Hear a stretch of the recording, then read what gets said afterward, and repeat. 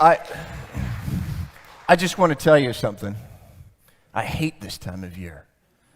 I hate this time of year. There's nothing good about this time of year.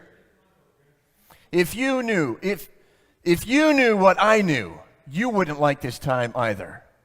You sing joy to the world and peace on earth. I had no joy and I had no peace this time of year. Let me introduce myself to you. I am Herod. King Herod. Not only King Herod, but King Herod the Great. Yes, I am great. I am King Herod the Great. I am ruler of all Judea, ruler of all Palestine. Nobody is greater than I am. Nobody rules like I can rule. I have power. I have prestige. I have position. I have title. I have wealth beyond measure. I have everything I want. Because I'm King Herod the Great. Let me tell you a little bit about my family. My father was friends to Pompey. Pompey was the one who invaded the land of Palestine and took it. And he conquered it. And my father was with him. And he appointed my father governor of Judea. And my father, when I was 25 years old, my father appointed me governor of Galilee. And I ruled all of Galilee when I was 25 years old. 7 years later, Mark Antony came along, and my family knew Mark Antony. And we were friends with Mark Antony. And we would have dinners with Mark Antony. And when Mark Antony took over, he appointed me as tetrarch over all Judea. Because he recognized my greatness. We were friends of Caesar. Julius Caesar was fond of my family, and we were fond of his. And we spent many days together. And Julius Caesar was our friend. And not only that, but Julius Caesar appointed or gave us Roman citizenship. I don't know if you understand what Roman citizenship is, but Roman citizenship meant I was the best person, best member of any society anywhere in the world. And we were Roman citizens, given to us by Caesar himself, because our family was great. There was an uprising that took place when I was tetrarch in Judea, and I fled for my life to Rome, and I went straight to Caesar. And as we talked, Caesar said, I will appoint you as king. And I will give you an army, and you go back to Judea, and you conquer those people. So I was appointed as king of all Palestine, the whole land. And I brought an army with me, and I conquered that land and those people. And nobody tried to take King Herod's throne, because I was King Herod the Great. And nobody was greater than me, and nobody would be greater than me in all of Palestine. You want to know how great I was? I'll tell you how great I was. In my time, I did hundreds of building projects. You know, I built the port of Caesarea. The port of Caesarea, in my day, we used new technology. It was called hydraulic cement, and we built underwater. Nobody had ever done that before me. And we did that, and we built the port of Caesarea using hydraulic cement. That's how great I am. I built up the city of Philippi. I built up the city of Caesarea. I built up a number of other cities. I made that province what it is. I built Masada. I built Masada as a place for me and my family to escape to if there was ever anything that went wrong. Do you know Masada was impenetrable? It would have taken years to conquer Masada. We had food and water, and we would have been fine for years and years because nobody was going to take the throne of King Herod the Great. Perhaps my greatest accomplishment in all of the land was the temple that I built for the Jewish people. Oh, they were a hard lot to rule, but I built them a temple. Gold and cedar and marble and great big stones from the quarry. And we built that temple, 37 acres of temple. Have you ever seen 37 acres of a building? 37 acres of a temple with the temple and all of its grounds. It was a testament to my greatness. Because nobody was going to take over my throne. Because nobody was as great as King Herod the Great. I knew everything that was going on in the land. I knew everybody who whispered about me and tried to take my throne from me. I executed my second wife and her 2 sons and her uncles and her mother because they wanted to put their child as king in my place, and so I executed them. I banished my other wives. In my lifetime, I had 10 wives. None of them were as great as me. I had a secret service. I had a secret service of 2,000 men. 2,000 men who infiltrated the whole land, and if there was any whisper of something against King Herod the Great, I told them to deal with it. And that would end the whispers. And that would end the challenges to my throne, because I am King Herod the Great. And have I told you? Nobody is as great as me. There were lots of challenges to my throne, but I got rid of them all. I remember a particular challenge to my throne. It was particularly difficult. It took all of my guile, it took all of my cunning, it took everything that I knew how to do. Let me tell you the story. I was reclining in my palace, and I was enjoying the banquet. All the banquets we had. You think you have banquets? You've never seen King Herod the Great's banquets. We had food. We had drink. We had entertainment. We had everything. And I was reclining at the table enjoying my banquet, and one of my servants came in and indicated he wanted to talk to me. He knows you don't talk to King Herod the Great when I'm in a banquet. Nobody disturbs King Herod the Great when he's enjoying his banquet. And I said, "What are you doing? Do you not know who I am? I can replace you by anybody else. I can take your head this very hour. It would be sport for me. It would be entertainment for my nobles. What are you doing interrupting my banquet?"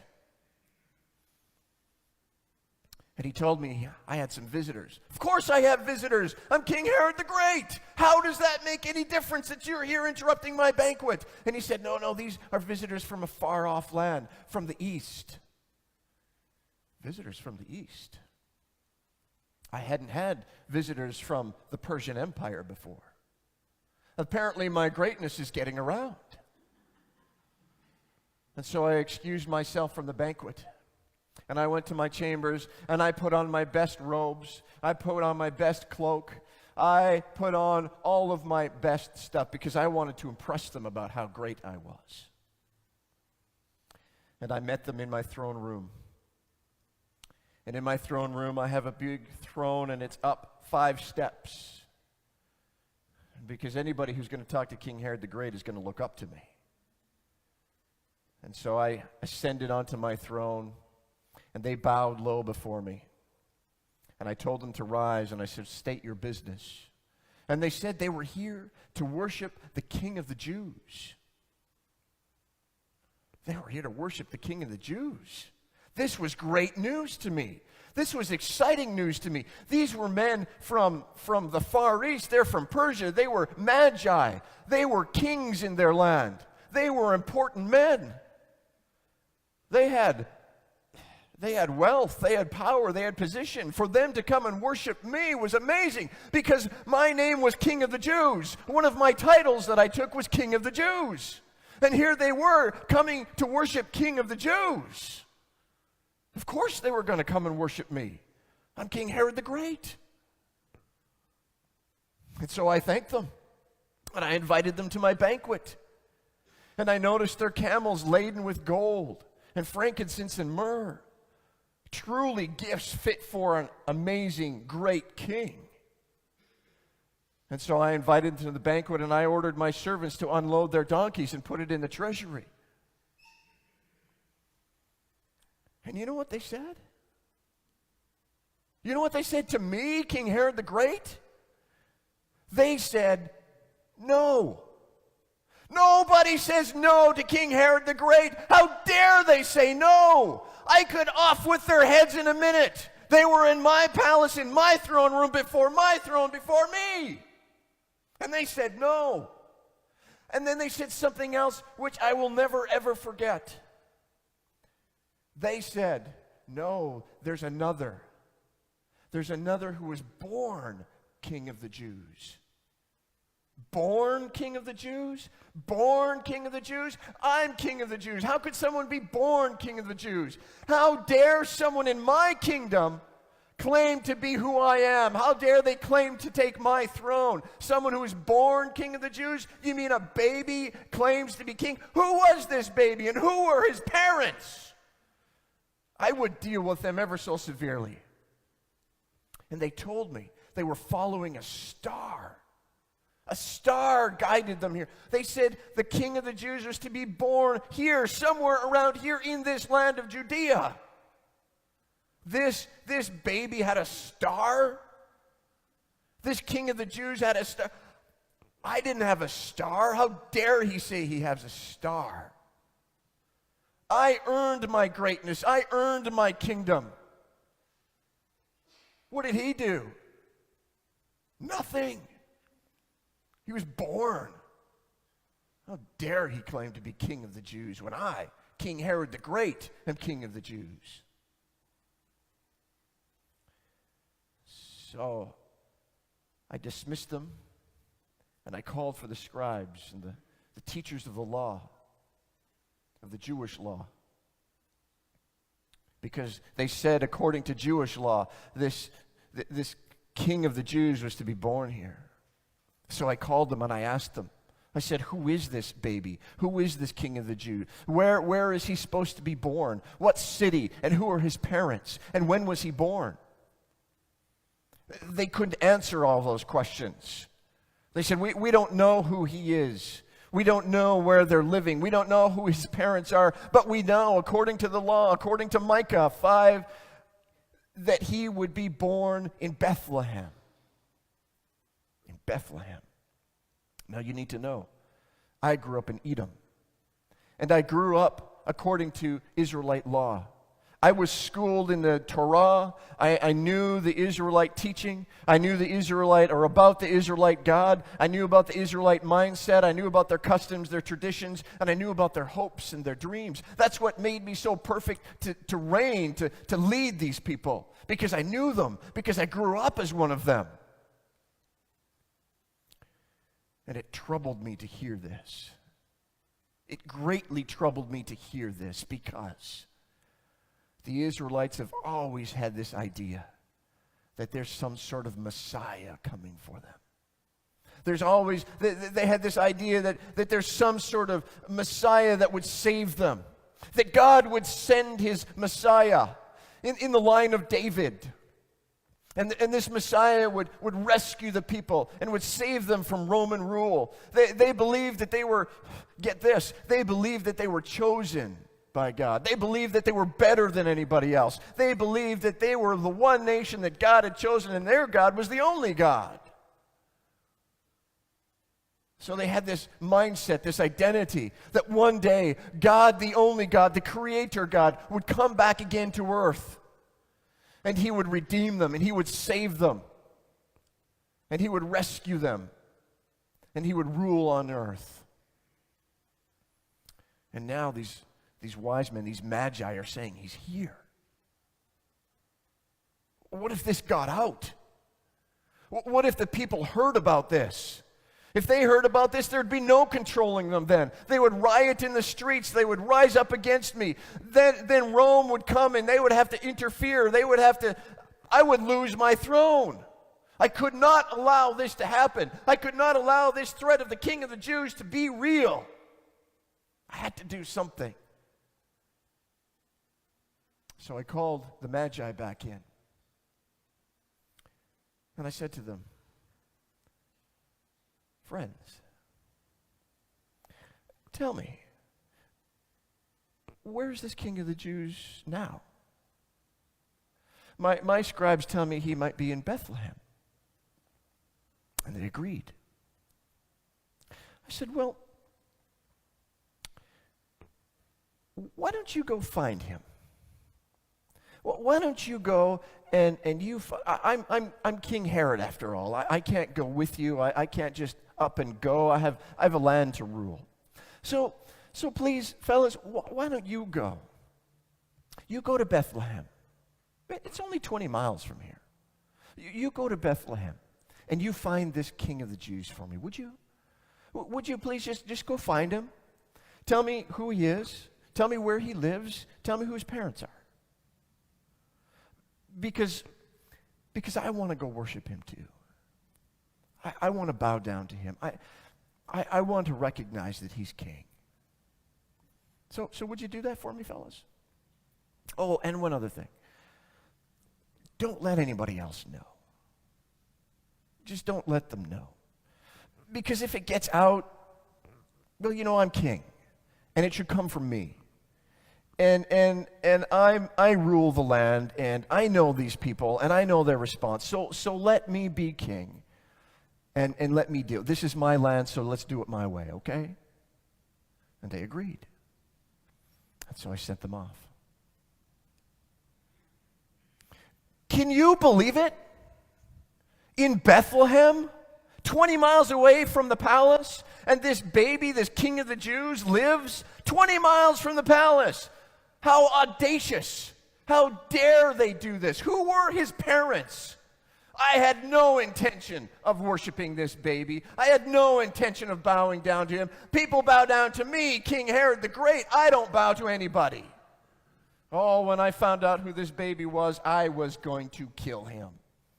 Just like I'd killed my own wives, just like I'd killed my own sons, I would kill. This baby would be nothing to kill. Nothing. And so off they went, and a week went by.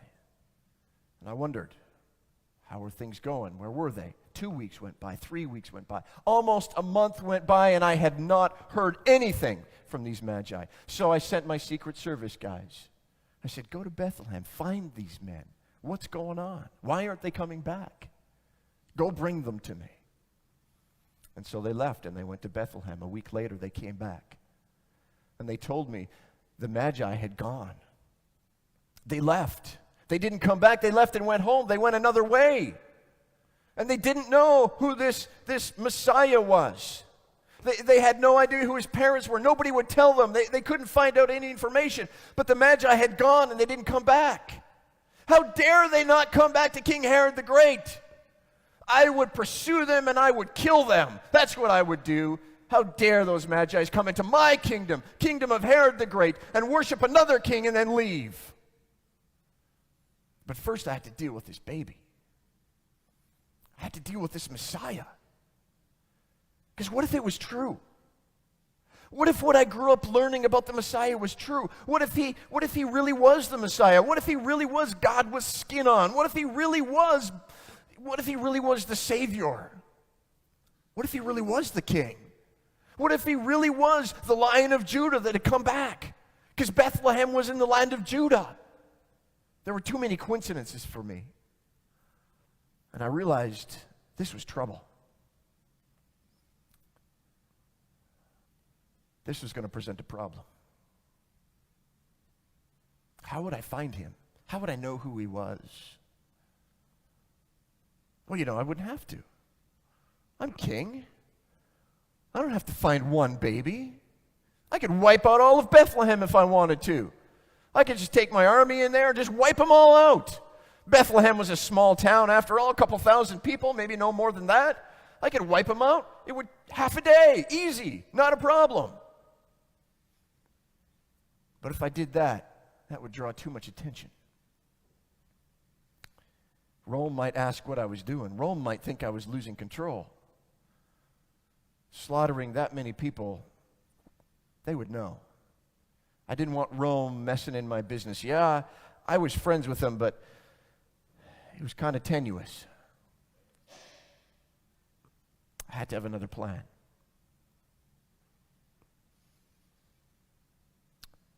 I talked to my scribes, my own wise men, and we figured, this baby, this child would be maybe a year old, maybe a year and a half. Certainly no more than 2.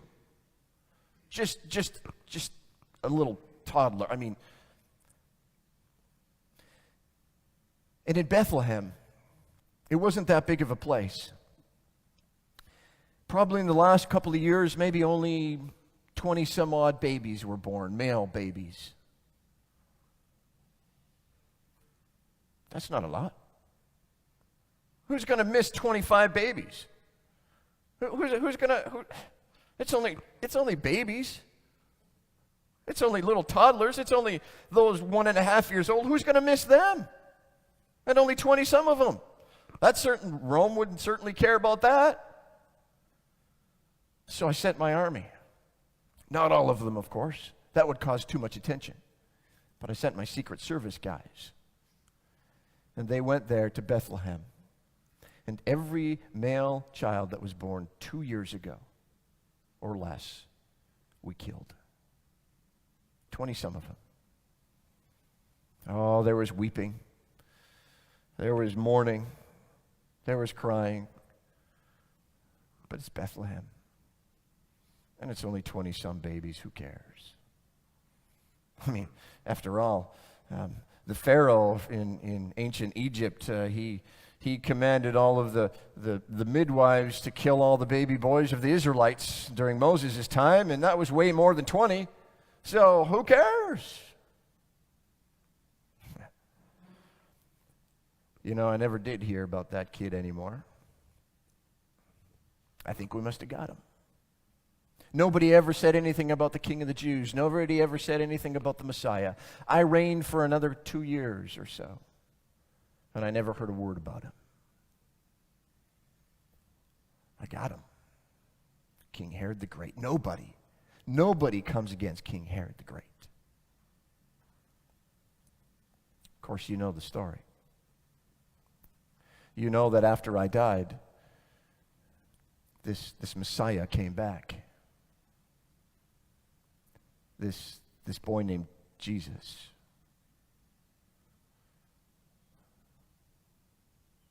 He beat me. Nobody has ever beaten King Herod the Great. But this Jesus. So now you see why I hate this time of year. Now you understand. In all of history, it's going to be said that King Herod the Great lost. King Herod the Great, after all the great things that I had done, all the things I had accomplished, all the marvelous things I did for this people, this Jesus, this baby, this Jesus won. And that would be on my record forever. I hate this time of year, and I hate that child. So I don't see how you can sing peace on earth and joy to the world. I don't see how you can be happy. I don't see how you can worship this baby. I don't see how any of this can be. I don't get it. But you know, it's interesting as I look around at your world. I look around at your world and I hear songs of this reindeer with a red nose. And I hear this snowman, Frosty something. And I see these Santa Claus all over the place. And I see people in whatever it is they're in buying things, great markets. And in these great markets, there's this Santa Claus, and they're scurrying around, and they're buying all this stuff from the markets, and they're yelling at their kids, and their kids are crying, and they want to go sit with Santa Claus. And I see all of that going on, and I see everybody busy, and family parties, and work parties, and they're just drinking and eating and enjoying and having a good time, just like me.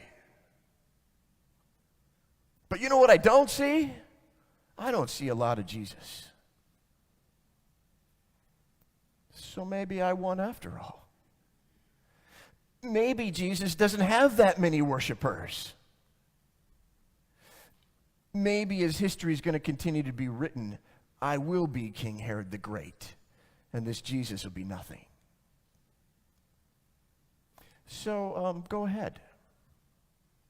Go ahead. Enjoy this season.